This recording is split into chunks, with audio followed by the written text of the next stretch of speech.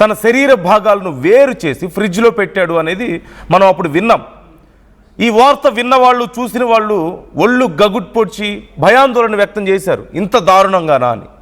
అయితే ఇప్పుడు ఈ కేసుకు సంబంధించి పోలీసుల విచారణలో మరిన్ని కొత్త విషయాలు తెలుస్తున్నాయి. నిందితుడు రవీంద్రను పోలీసులు కస్టడీలోకి తీసుకున్న విషయం మనకు తెలిసిందే. కస్టడీ విచారణలో అసలు నిజం బయటపెట్టాడు రవీంద్ర. ఫ్రెండ్ ఇంట్లో మౌనికని హత్య చేసినట్లుగా అతను చెప్పినట్లుగా తెలిసింది. ఆ తర్వాత ఆమె శరీర భాగాలను తన ఇంట్లోని ఫ్రిడ్జ్లో దాచిపెట్టాడు నిందితుడు రవీంద్ర. అక్కడి నుంచి ఒక సూట్ కేసులో పెట్టుకొని మౌనిక మృతదేహాన్ని తన ఇంటికి తీసుకొచ్చి తన ఇంట్లో ముక్కలుగా చేసి ఫ్రిడ్జ్లో పెట్టాడు. నేవీ ఐడి కార్డు విషయంలో గొడవ కారణంగా వారిద్దరి మధ్య గొడవ పెద్దదై చివరికి మౌనికని ఇంత దారుణంగా హత్య చేసినట్లుగా ఒప్పుకున్నాడు. తన ఐడి కార్డు తీసుకొని తిరిగి ఇవ్వడం లేదట మౌనిక, ఇబ్బందులు పెట్టిందని విచారణలో రవీంద్ర చెప్పాడు. ఐడి కార్డు కోసమే మౌనికను దారుణంగా హత్య చేసినట్లుగా ఒప్పుకున్నాడు కూడా. ఆ ఫ్రెండ్ ఎవరు, ఫ్రెండ్ ఇంట్లో ఇంత దారుణంగా హత్య చేశాడని తెలుస్తోంది. ఇంతకీ ఆ ఫ్రెండ్ ఎవరు అనే కోణంలో ఇప్పుడు పోలీసులు విచారణ చేస్తున్నారు. ఫ్రెండ్తో కలిసే చంపాడా, అంటే ఫ్రెండ్ కూడా ఇందులో భాగస్వామ్యం ఉందా ఫ్రెండ్కి కూడా, లేదంటే ఒక్కడే చేశాడా అనే దానికి సంబంధించి విచారణ చేస్తున్నారు. అసలు వీళ్ళిద్దరూ కలిసి ఫ్రెండ్ ఇంటికి ఎందుకు వెళ్ళారు, అక్కడ ఈ ఇన్సిడెంట్ జరిగిన సమయంలో ఫ్రెండ్ ఉన్నాడా లేదా, ఫ్రెండ్ది కూడా ఇందులో ఏదైనా భాగం ఉందా ఈ ఘటనలో, ఐడి కార్డు కోసం నేను ఇలా చేశాను అని చెప్పేసి రవీంద్ర చెప్తున్నాడు.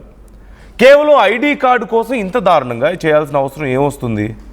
తన నేవీకి సంబంధించిన ఐడి కార్డు తీసుకుందని అడిగితే తిరిగి ఇవ్వడం లేదని, ఆ విషయంలో గొడవ జరిగింది అంటూ అతను చెప్తున్నట్లుగా తెలుస్తోంది. ఐడి కార్డు విషయంలోనే చంపాల్సినంత అవసరం ఏమొచ్చింది? ఒక్కడే చేశాడా, ఫ్రెండ్ కూడా కలిసి చేశాడా? అక్కడి నుంచి మౌనిక మృతదేహాన్ని ఒక బ్రీఫ్ కేసులో పెట్టుకొని, ఒక పెద్ద సూట్ కేసులో పెట్టుకొని తీసుకొచ్చాడు అంటూ చెప్తున్నాడు. అయితే ఫ్రెండ్ ఇంట్లో ఉన్నప్పుడే ఒకవేళ అక్కడే చంపితే మళ్ళీ ఇంటికి ఎందుకు తీసుకొచ్చాడు? ఇంటికి తీసుకొచ్చిన తర్వాత ఇక్కడ ముక్కలుగా చేసి ఫ్రిడ్జ్లో పెట్టాను అని చెప్తున్నాడు.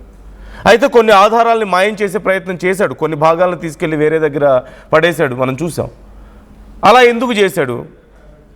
ఫ్రెండ్కి ప్రాబ్లం అవుతుందని తెలిసే చేశాడా, తెలియక చేశాడా? అంటే అక్కడ ఏదైనా చేస్తే ఫ్రెండ్కి ఇబ్బంది అవుతుంది కాబట్టి అక్కడి నుంచి ఇక్కడికి తీసుకొచ్చి చేశాడా? ఇలా చాలా ప్రశ్నలు ఇప్పుడు తెర మీదకి వస్తున్నాయి. డీటెయిల్స్ తెలుసుకుందాం ఈ అంశానికి సంబంధించి. మీకు స్క్రీన్లో ఆ యువతి, ఇప్పుడు దారుణంగా హత్యకు గురైనటువంటి యువతి ఫోటో మీరు చూస్తున్నారు. అలాగే ఇప్పటికే రవీంద్రని పోలీసులు అదుపులోకి తీసుకున్నారు, విచారిస్తున్నారు. అయితే అతన్ని మాకు అప్పగించండి, మా పాప ప్రాణాలు ఎలా పోయాయో అతన్ని కూడా అలాగే చేయాలి, అప్పుడే నిజమైన న్యాయం జరిగినట్లు అంటూ మౌనిక పేరెంట్స్ అక్కడ ఆందోళన వ్యక్తం చేయడాన్ని మనం చూసాం గతంలో. రామచంద్రరావు జాయిన్ అవుతున్నారు మా ప్రతినిధి, మరిన్ని డీటెయిల్స్ తెలుసుకుందాం. రామచంద్రరావు, ఇప్పుడు కొత్త విషయం బయటకు వచ్చింది, ఫ్రెండ్ ఇల్లు అనేది ఒకటి బయటకు వచ్చింది. అసలు ఆ ఫ్రెండ్ ఇంటికి ఎందుకు వెళ్ళారు వీళ్ళు? ఆ ఫ్రెండ్కి వీళ్ళకి అంటే ఆ ఇన్సిడెంట్ జరుగుతున్న సమయంలో ఆ ఫ్రెండ్ కూడా అక్కడ ఉన్నాడా? అతని భాగస్వామ్యం ఏమైనా ఉందా? కేవలం ఐడి కార్డు కోసం ఇంత దారుణంగా చేయాల్సిన అవసరం ఏమొస్తుంది? మనకేం డీటెయిల్స్ తెలుస్తున్నాయి? పోలీసులు ఎంతవరకు చెప్పారు అండ్ మిగతా సమాచారం ఎలా ఉంది?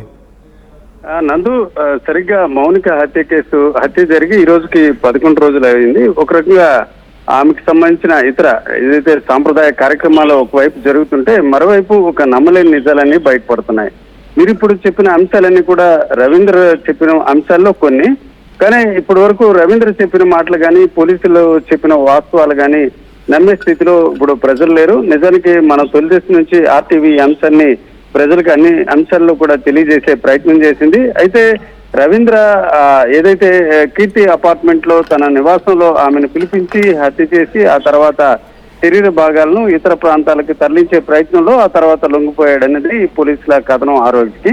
కానీ ఇప్పుడు తాజాగా చూసుకుంటే అతన్ని పోలీస్ కస్టడీకి తీసుకున్నారు. నిన్న విచారించిన దశలో కొన్ని అంశాలు బయటపడ్డాయి. ఆ అంశాల్లో భాగంగా అతను ఉంటున్న కీర్తి అపార్ట్మెంట్ కి దాదాపుగా 150 మీటర్ల దూరంలో ఒక మల్టీ స్టోర్డ్ బిల్డింగ్, అంటే దాదాపు 2 అంతస్తుల భవనం ఉంది.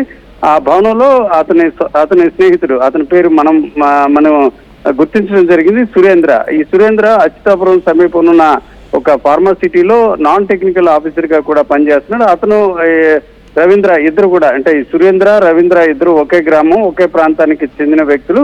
తరచూ అతని అపార్ట్మెంట్ కి ఈయన రాయడం, ఇతను ఫ్లాట్ కి ఆయన వెళ్ళడం, ఇట్లాంటి అంశాలు జరుగుతున్నాయి. అయితే ఇప్పుడు తాజాగా మనకున్న సమాచారం బట్టి పోలీస్ కస్టడీలో నిందితుడు రవీంద్ర తాను హత్య ఈ కీర్తి అపార్ట్మెంట్ లో చేయలేదు. ముందుగా మౌనికను దాదాపుగా 10:30 గంటలకు ఇంటి నుంచి బయలుదేరిన మౌనికను ఎన్ఈడి కొత్త రోడ్డు వద్ద 11 గంటలకు కలిసినట్టు అక్కడ బైక్ పై వచ్చి ఇక సురేంద్ర ఇంట్లో కాసేపు గడిపిన తర్వాత ఈ హత్య చేసి ఆ మృతదేహాన్ని బ్రీఫ్ కేసులో ఒక ట్రాలీ మాదిరిగా ఉండే బ్రీఫ్ కేసులో ఇంటికి తీసుకెళ్లి అక్కడ శరీర భాగాలను ముక్కలు చేసినట్టు ఇప్పుడు కొత్త అంశం చెప్తున్నారు. అయితే ఇందులో పోలీసులు మనకి స్పష్టంగా చెప్పినప్పటికి కూడా మనకి ఈ అంశాలపై కొంత సమాచారం ఉంది. అయితే ఇది ఎంత చెప్పినప్పుడు కూడా రవీంద్ర అంశాలు అంటే రవీంద్ర తొలి దశ నుంచి మీరు చూస్తున్నారు కదా, ప్రతి అంశంలో కూడా ప్రజల్ని పోలీసుల్ని ముఖ్యంగా ఎవరైతే మౌనిక కుటుంబ సభ్యులను కూడా తప్పుదారి పట్టించే ప్రయత్నం అయితే యథావిధిగా కొనసాగించారు.